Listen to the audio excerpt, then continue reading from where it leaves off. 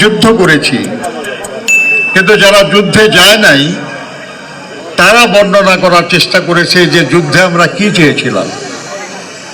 তেমনিভাবে যারা 24-এর এই গণ অভ্যুত্থানে অংশ নিয়েছে তারা না, এই গণ অভ্যুত্থানের আকাঙ্ক্ষা নিয়ে কথা বলেন এমন মানুষেরা যারা এই গণ অভ্যুত্থানে যুক্ত ছিলেন না। আমাদের বিষয়গুলি মনে রাখতে হবে। বন্ধুরা আমার, যারা আজকে শহীদ পরিবারের সম্মানিত সদস্য এসেছেন, আমি তাদের আন্তরিকভাবে স্বাগত জানাই। আমি স্বাগত জানাই যারা সে লড়াইয়ে আহত হয়েছেন।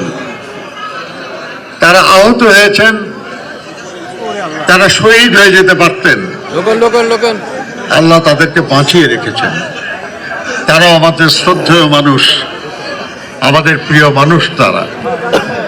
তাদেরকেও আমি স্বাগত জানাই।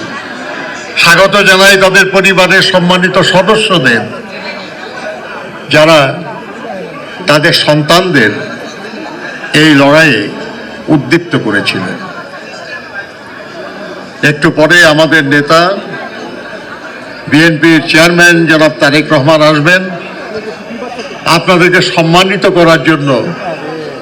তার উদ্যোগেই এই অনুষ্ঠান। তিনি আপনাদের সামনে গুরুত্বপূর্ণ বক্তব্য রাখবেন। আমি পুনরায় আপনাদের স্বাগত জানাই, শ্রদ্ধা জানাই এবং আগামী দিনের গণতন্ত্র পুনঃপ্রতিষ্ঠা, অর্থনৈতিক মুক্তি এবং মর্যাদা সম্পন্ন একটি মানবিক বাংলাদেশ গড়ায় সহযোগিতা চাই।